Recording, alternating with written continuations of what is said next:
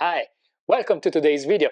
I have a very dear friend and she's in her third youth now. She doesn't need and doesn't want a mobility scooter, but I pester her all the time that she should get one because I want to ride it. So this year she's my secret Santa and I built her one that she will hopefully like. I'll see you after the intro and we'll build this together. See ya! Cheers! A very bad thing about Secret Santa is that usually you don't have that much time, and in my case I only have 2 days to build something that I've never done before. And when I say I never done before, I don't only mean that I never done before a mobility scooter. I never built a toy made out of wood. So I'm starting from scratch and I have no idea where I'm starting. I have a very rough idea of where I'm going, but it's gonna be fun and it's gonna be quick and it's gonna be probably a bit dirty. So because I want to keep it very nice and simple, the first thing I'm doing is just sketching it on a piece of paper. The glass and the spirit bottle came as a gift set that I found on Amazon, and everything is built around using those as a template for the measurements. So once the sketch is done, the next step is to bring all of these ideas in CAD. The reason I'm doing this is to speed up the process a little bit, because once I know exactly what dimensions I need, I can then retrieve all the dimensions of the individual components that I will need in order to complete the little mobility scooter.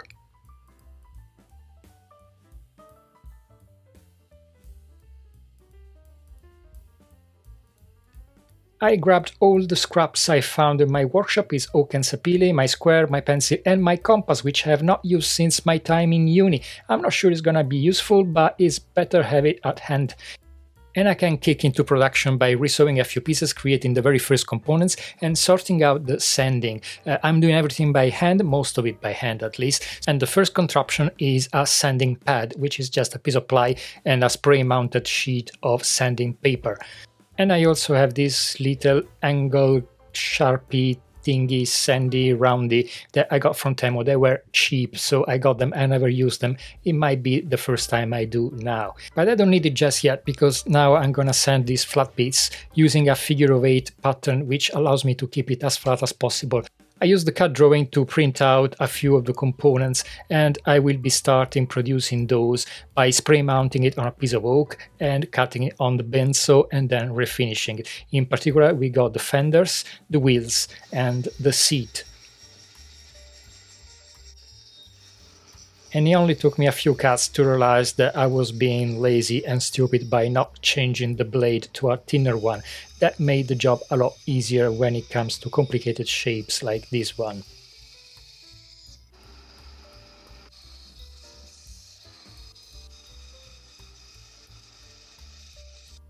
That was the easy and the quick part. Now comes the most fun, which is refining the shapes, first using my belt sander and after that by hand using chisels.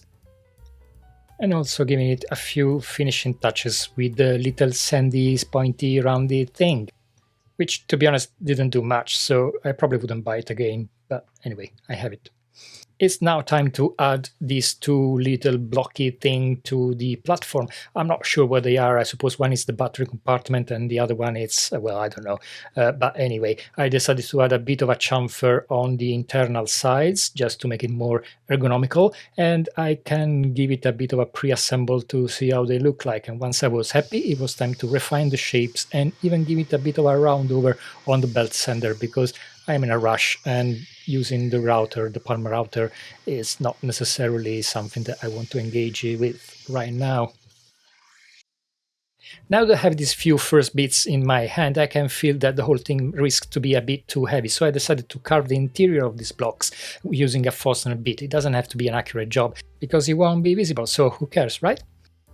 I don't know about you, but especially when I'm in a rush, but mostly because I'm impatient, I tend to go back and forth with operations. So instead of making all the components and then do the sanding at the end, like a good woodworker would do, I tend to mix things up just to see how things are coming along and have an idea if I'm going the right direction, if I'm happy with it, or if I need to change something. Well, I suppose it's just because I don't have a clear path to follow. Hello, Fly. Once I was happy enough with the removal of the extra material, it was time to use my proud finger to spread some glue and finally attach these blocks to the chassis using my trusty MFT clamps. And obviously I had to remove some of the squeeze out using some sanding paper, because that's what we all do, don't we? Now, this is the part that really was fun, and I'm saying that with a lot of sarcasm because things didn't go the way I wanted them to. So I fixed the piece of timber down onto the bench with some double-sided, and I used the pillar drill to move around and drill the holes. But as you can see, it's wobbling a lot, and really I should have done the opposite, which is fix the pillar drill to the table and move the piece underneath it. And well, that's where things got sketchy, so you can definitely see that I made a big mess. It might not be that obvious right now. I also decided to give an extra rebate on the inside to create a bit more realistic detail, but in a moment it will be very clear how badly things worked out. But because I never accept defeat, and in this case I also have no time to do that, I decided to go ahead and trim the excess on the bandsaw so that I could remove the paper and see the result of my gigantic effort in pillar drilling without a pillar drill. And well, enjoy that. 1, 2, 3, and 4. Not one could be saved, I would say. But here is the compass, my old dear friend, coming to the rescue. I came to the quick decision that the wheels were big enough to accept losing a bit of the diameter, so this is going to be the result after passing them on the sander. They're still not perfect, but with a bit of a round over on the router table, they were good enough, I will say. And now I can finally stick the fenders to the bottom platform.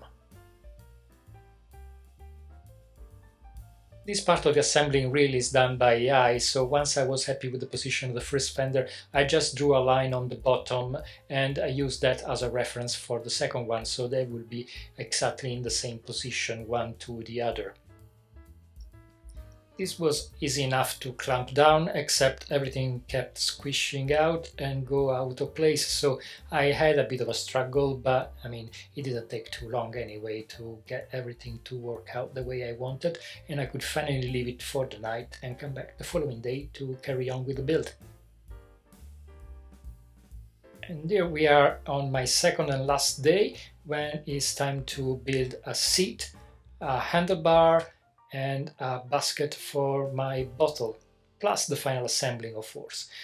This particular component is the top layer of the seat, and the hole is where the glass is going to be sitting.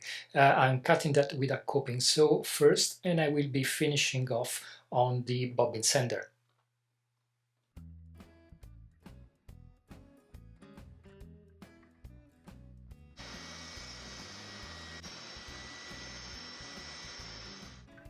After a generous finger splat of glue, the top layer of the seat is ready to go on the bottom one. And if it's true that every chisel is a hammer, then it's also true that every sanding pad can become a gluing press.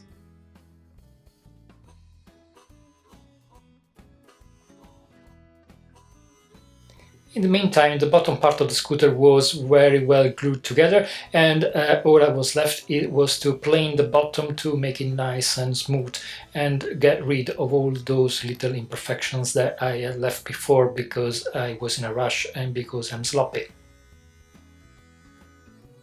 And if the bottom was easy enough, the top was a bit less so, but I used a mix of planing and sanding pads to get rid of all imperfections and make it nice and flat.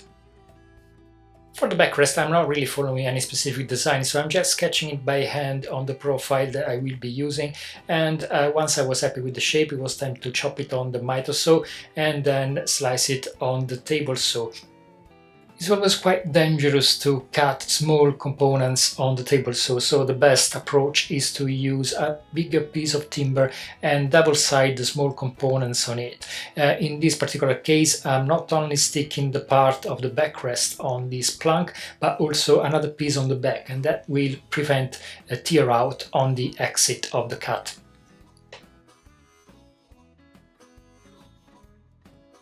Once I've set the blade at a certain angle, it's time to climb cut until I'm happy that I have removed everything that I need. As you can see, it is a bit dangerous because there's a lot of blade exposed and my hands get very close to it, but because of the sacrificial fence, my hands are still far enough to be happy that I will keep all my fingers, at least for today. And once I achieved the overall shape, I just had to pass it on the router table to give it a bit of a round over on all the corners to make it look a bit softer and comfortable. Right under the seat, I wanted to create sort of a bellow, something that will make it look a bit more comfortable, as if it's taking the heat from potholes that we are really rich of here in UK. So I grabbed a piece of sapili and I'm cutting some grooves onto the sides of this block.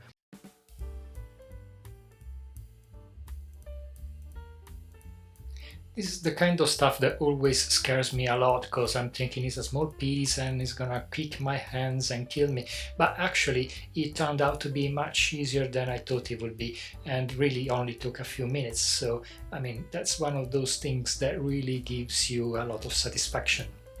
I suppose the best approach is to always be respectful of the tools, and whenever something scares you, you need to rehearse it until the point that you are confident you can do it without risking too much. And with the bellow being done, I got my seat, I got my backrest, and I'm ready to go to the next stage.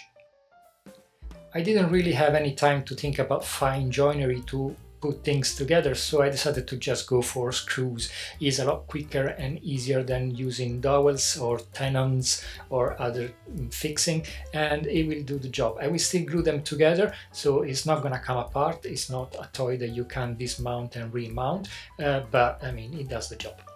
Did I say it already that it does the job? Yeah, I think I did. Well, it does the job. Anyway, next phase is to glue the bellow to the bottom of the seat. Now this is a bit more complicated and convoluted because I don't have a lot of thickness where the glass is sitting, so I need to track exactly where I can put screws to be sure they won't poke on the top of the seat, because that would be very unfortunate.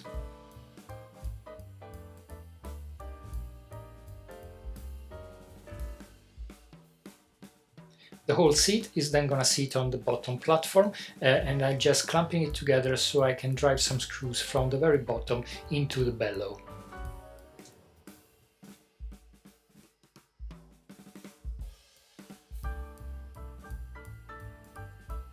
For health and safety, I also need to add some armrests, so I'm cutting a notch into the backrest, and then I will be producing the armrest that will be glued into those notches. For these elements also, I'm not really following any plan, so I'm just sticking a piece of oak into the notch and then sketching it by hand until I'm happy with the shape. It's all just a matter of trimming it and sanding it until I get the final shape and I can just glue it in place. To ensure the armrests are the same, I just attach them together with some double-sided tape and cutting them all at once. Once it's finished, I just need to give the finishing touches and the round over, and I'm using some sanding paper because it would be very impractical and quite dangerous to use a router or a palm router.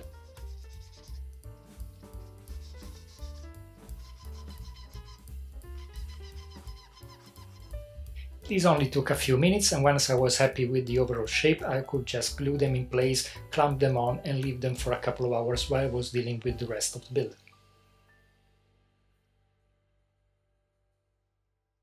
And I can finally get on with the very last component of this little toy, which is the handlebar and the basket for the bottle. Originally I have a more complex design, but I was really running out of time, so I decided to simplify things a little bit. I grabbed a 6mm softwood dowel and I proceeded to create the pinion of the handlebars and the handlebars itself, which will also have the grips. Now, I don't have a lathe, and that's a tool that really scares the hell out of me, so I'm not sure I ever gonna have one, but I needed to create an impromptu lathe in order to make the grips, and for that I just stuck my drill into the vise and I used another vise to create a fence onto which my file could actually cut some grooves in the ends of the handlebar.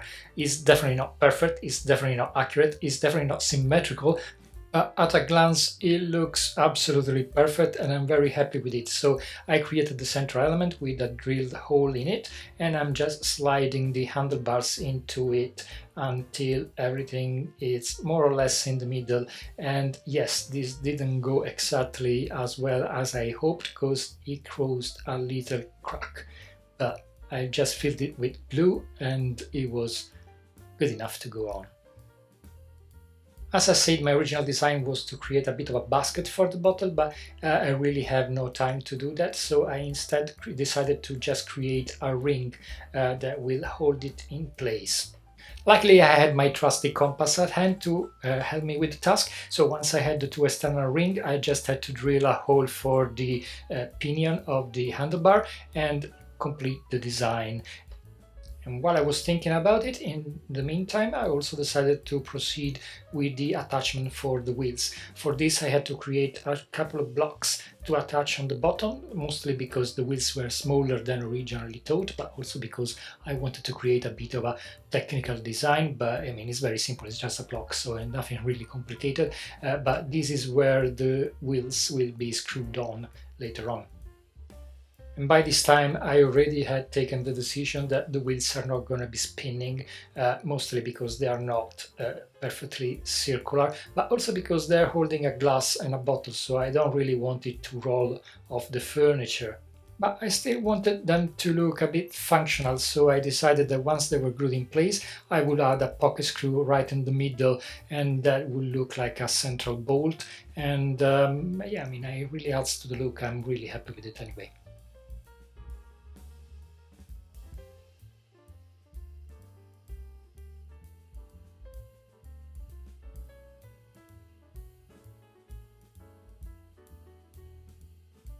So yeah, I did most of the sanding as I was proceeding, but now really is the finishing time. So I'm giving a overall sand to every single bit in preparation for the oiling. This is the part that every woodworking video runs at a higher speed, and I won't be any different. So I'm almost done with it, and it's time to proceed with, as I said, with the oiling. I decided to use Danish oil because I really like the look of it, and I also like how easy it is to apply. You just give it a coat every 2 hours and you buff it up with a scouring pad. I only managed to give it 3 coats, and then because I was really running out of time, I decided eventually to give it a final coat of Osmo because that was going to be much quicker and give me the final result. Mostly because my sanding wasn't perfect and I kept getting matte patches where the oil was soaking the most. I have to say this part was really satisfying. I mean, knowing that everything comes together and everything being so compact compared to larger piece of furniture like I've done so far was really fun and really gave me the sense that I have done something quite nice in a very short time and I could be happy with the results. So that's the final rush and we are almost ready for the beauty shots.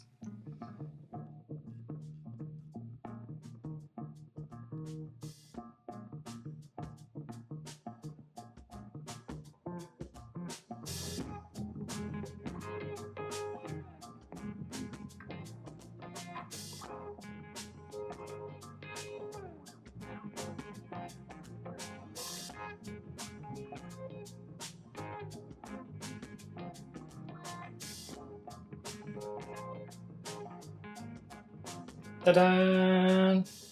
There you go. The glass goes in place, the bottle goes in place, and I'm really happy with it. Well, this was really fun. It's nice to work on a rush. It's nice not to overthink and just get into action. It is perfect, maybe not. It gave me an appetite to do more, definitely yes. It made me realize that there are some tools that I would want, but yes, we always want new tools. I'm not sure I'm gonna get new tools based on the experience with this particular one. I'm not even sure I'm gonna make a lot of these, but in any way, shape or form, it was an absolute fun. And by now, I know that the recipient really enjoyed it. So everyone's happy, and I hope you enjoyed the video. But see you next time. Subscribe.